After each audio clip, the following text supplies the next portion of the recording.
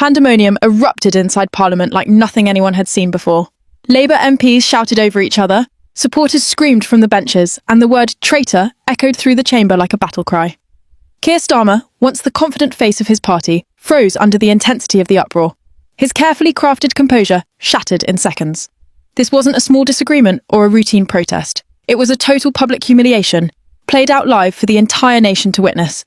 Every eye was on him, every word he uttered drowned by fury, disbelief, and betrayal. The man who promised integrity, stability, and leadership was now facing the raw, unfiltered wrath of those he claimed to represent. The scene inside Parliament grew more chaotic by the second. Starmer entered, expecting polite applause, nods of acknowledgement, a few murmurs of approval. Instead, he was met with a deafening wave of dissent. Hands shot up, voices shouted accusations, and the air was thick with anger.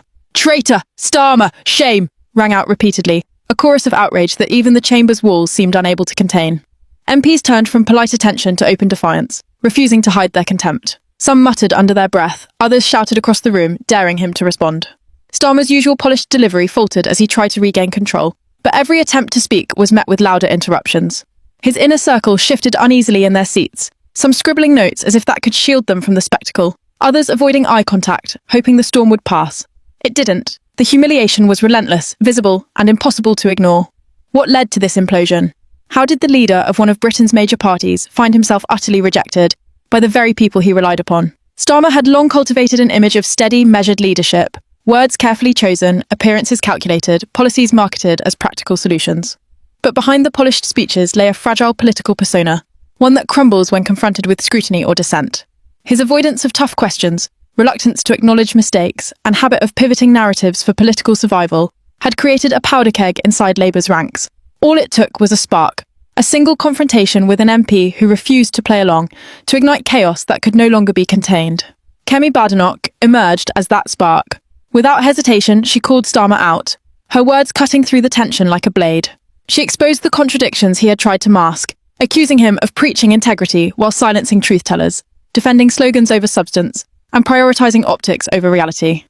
Every accusation landed with weight, resonating with MPs and supporters alike. Her voice wasn't just criticism, it was an indictment, echoing the frustrations that had been simmering in the shadows for months. The chamber, once an environment of formality and protocol, had transformed into a battlefield of accountability. Starmer's defensive posture did nothing to quell the storm. It only highlighted his inability to confront the challenges head-on. The crowd's reaction was visceral. Some MPs rose, shaking their heads in disbelief, while others whispered insults as they gathered their coats, preparing to leave the chamber. The message was clear. Starmer had lost the confidence, not just of a few dissenters, but of a significant portion of his own party. Loyal supporters who had once stood firmly behind him now recoiled, their anger fueled by months of policy reversals, perceived hypocrisy, and empty promises. His attempts to speak, to calm, to redirect attention were swallowed by the noise. Each word became lost in the torrent of fury, each gesture meaningless in the face of collective betrayal. This was no minor stumble. It was a public dismantling of authority, a moment that would be remembered as a turning point in his leadership. As the uproar continued, Starmer's inner circle faced their own crisis. Advisors who had meticulously planned every speech, every public appearance, now scrambled for control, unsure how to manage a disaster that had grown beyond containment. The contrast between the polished public persona and the chaos unfolding in real time could not have been starker. The optics were damning. A leader isolated, besieged by his own. Even outside the chamber, the repercussions were immediate. News of the confrontation spread like wildfire, with social media amplifying every shout, every accusation, every expression of outrage. The public, already wary of political promises, watched as their expectations of leadership collided with reality. Starmer's image as a decisive, principled figure was now in question. Was he truly capable of guiding a party, leading a government, or even commanding respect from those closest to him? Or was this collapse a symptom of a deeper vulnerability, a pattern of avoidance and compromise that had finally caught up to him? The answers were beginning to reveal themselves in real time, for everyone to see. The humiliation inside Parliament only deepened as Starmer struggled to regain control, his composure fracturing under the relentless pressure. Each interruption, each shouted insult, seemed to strip away another layer of authority. The word traitor echoed repeatedly, reverberating through the chamber and embedding itself in the minds of every witness. Loyal MPs who had once defended his every move now exchanged uneasy glances, some shaking their heads in disbelief, others scribbling notes or staring blankly at the ceiling, trying to avoid the chaos playing out before them. Starmer's attempts at calm, measured responses were met with louder boos, derisive laughter, and relentless questioning, leaving him visibly rattled. The leader who had once commanded respect now appeared fragile, cornered, and utterly unprepared for the fury erupting around him. Every carefully rehearsed talking point, every polished speech, every political maneuver designed to convey control and decisiveness was collapsing under the weight of real-time confrontation. It was not simply a matter of losing face, it was a complete unravelling of authority in front of those whose support he depended upon most. The origins of this fury were not sudden. Months of policy inconsistencies, broken promises, and perceived betrayals had accumulated like kindling in a political forest, waiting for a spark to ignite the blaze.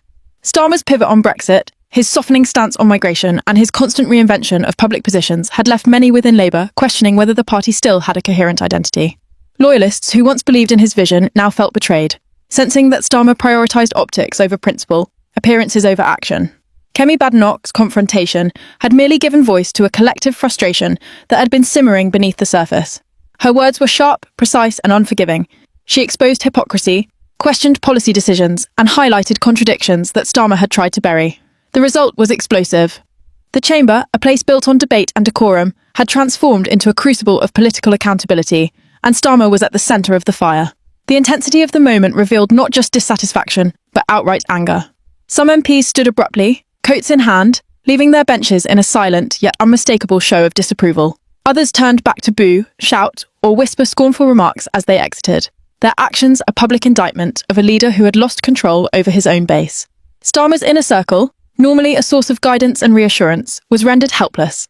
Advisors whispered hurried instructions, but the chaos was beyond management. The optics were devastating. The supposed leader of the opposition exposed as isolated, ineffective, and unable to command respect from his own team. Supporters who had long defended him were now questioning their loyalty. Social media erupted, amplifying every moment of failure and creating a wave of public scrutiny that threatened to drown any attempt at damage control. The humiliation was no longer confined to the walls of Parliament. It had gone viral, spreading across news platforms, forums, and social media, ensuring that millions bore witness to the spectacle. The confrontations within Parliament were mirrored by an external reality that Starmer seemed unable to address convincingly. Public frustration with Labour's policies on economic growth, inflation and social welfare had been mounting for months, yet the party appeared disconnected from the struggles of ordinary citizens. Starmer's focus on image management over substantive solutions became painfully obvious during the exchanges in the chamber. Questions about rising energy costs stagnated. Every unanswered question, every deflected criticism, reinforced the narrative of a leader out of touch, trapped in a cycle of political survival rather than genuine governance. At the heart of the humiliation was a stark contrast between Starmer's public persona and the reality of the moment. He had cultivated an image of integrity, steadiness, and moral authority. Yet the events unfolding in Parliament revealed a different truth, one of vulnerability, fear of confrontation, and a willingness to compromise principles for political expediency. The clash with MPs and supporters exposed the fragility beneath the polished exterior. Starmer's inability to assert control or respond effectively to criticism was not a fleeting lapse. It was symptomatic of a leadership style built more on perception than substance. As the chants of traitor continued to echo, the realization spread that the leader who had once seemed untouchable was now exposed, his credibility eroding with every passing moment. The fallout was immediate and tangible. MPs who had long deferred to his authority were openly critical, some questioning his policy decisions, others his judgment and character. Labour supporters, witnessing the spectacle unfold live, began to express doubts about the party's direction, its integrity, and its ability to deliver on promises.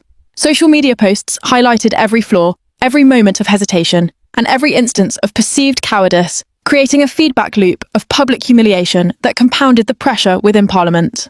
The situation painted a portrait of a leader under siege from all sides, unable to command loyalty, struggling to respond effectively, and increasingly disconnected from the base he was elected to represent. In the midst of this chaos, the broader political implications became clear. Starmer's image as a decisive, competent leader had taken a severe hit, weakening not only his standing within the party, but also his ability to influence national discourse. Political rivals seized on the opportunity to question his authority, highlight inconsistencies, and portray him as a figure whose credibility had collapsed in real time. The spectacle was not simply a momentary embarrassment, it was a pivotal juncture, one that threatened to redefine perceptions of Starmer's leadership and reshape the political landscape for months, if not years, to come. The chamber that had long symbolised debate, governance and leadership had instead become a stage for public reckoning, with Starmer at its centre, facing an uproar that would leave lasting consequences for his career, his party, and the nation's confidence in his ability to lead. The humiliation of Keir Starmer within Parliament spilled into every corner of public perception. turning what should have been a routine session into a crisis that threatened to define his leadership for months to come.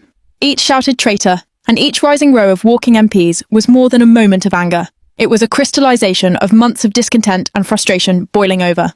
Starmer, who had long relied on a carefully curated image of calm authority, now appeared unmoored, unable to assert control or even respond effectively to the chaos around him. His every word seemed to fall flat, swallowed by the chorus of dissent that had engulfed the chamber. This was not a spontaneous outburst from a single dissenter. It was a coordinated expression of dissatisfaction, a reflection of deep fractures within the party, and a damning commentary on the disconnect between leadership and the base it serves. Every attempt to maintain composure only emphasized his vulnerability, and the spectacle of a leader losing his grip on authority was a moment few could have predicted. The roots of this political disaster lay in a pattern of evasive strategy and relentless narrative pivots. Starmer had spent months redefining his positions, shifting stances on migration, Brexit and foreign policy, creating a perception of flexibility. But flexibility had become fragility. While attempting to appeal to multiple audiences, he alienated the very people who had once placed unwavering trust in him. The confrontation inside Parliament made this visible in stark terms. Kemi Badenoch's fearless exposure of contradictions and selective policy enforcement highlighted a core weakness, a leader more concerned with optics than substance. Her words cut directly through the veneer of disciplined messaging, revealing inconsistencies that had been quietly tolerated until this moment. MPs and supporters alike recognized the disparity, and their vocal outrage was both a reaction and a statement. Loyalty had limits, and Starmer had crossed them.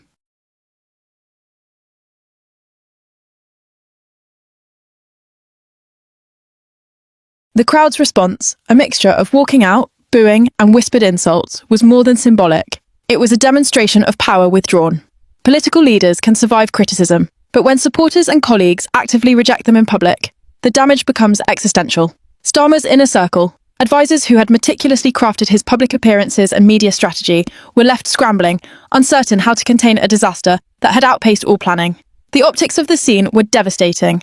A leader isolated, besieged, and visibly flustered, while the very institution he presided over erupted in rebellion. The humiliation was amplified by social media, which immediately circulated videos, quotes, and commentary, spreading the crisis far beyond the walls of Parliament. Every hesitation, every misstep, and every faltering gesture was magnified, reinforcing the narrative that Starmer was unprepared for leadership at the highest level. Economic issues only heightened the intensity of the moment. Rising inflation, stagnant wages, and growing social inequality had created an environment of public frustration, and the events in Parliament reflected these broader anxieties. Starmer's attempts to redirect attention to abstract economic promises or long-term plans fell flat, as MPs and supporters demanded immediate accountability. Questions about energy costs, taxation, and social support were met with buzzwords and evasive statements, demonstrating a disconnect between rhetoric and reality.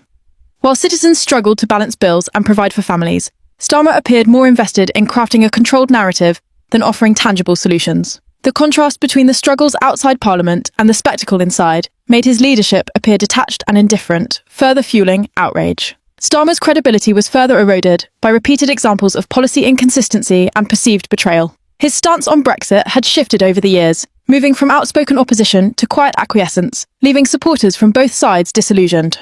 Migration policy, once positioned as firm and restrictive, now seemed malleable and politically convenient, feeding a narrative of opportunism rather than principle. Foreign policy statements, including sudden praise for figures he had previously condemned, added to the perception of inconsistency. Each reversal, each pivot, became fodder for criticism both inside and outside Parliament, compounding the sense that the leader was adrift, lacking clear direction, and willing to compromise core principles for political gain. The symbolic weight of MPs walking out amplified the damage exponentially.